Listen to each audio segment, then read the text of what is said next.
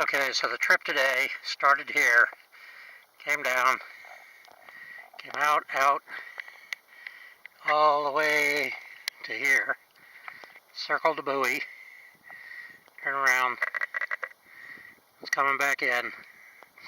Right in here I started picking up trash. Lots of trash. Let me show you.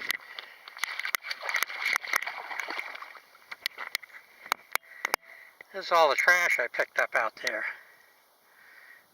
while coming in. This is what's left of the baseball cap. Small pieces of plastic, styrofoam, crabapple, small bottle, Pepsi bottle, beer bottle, Jägermeister. You can see the Powerade label, plastic bag, a Ziploc bag. This is all trash I picked up, and it's disgusting. But thanks for listening.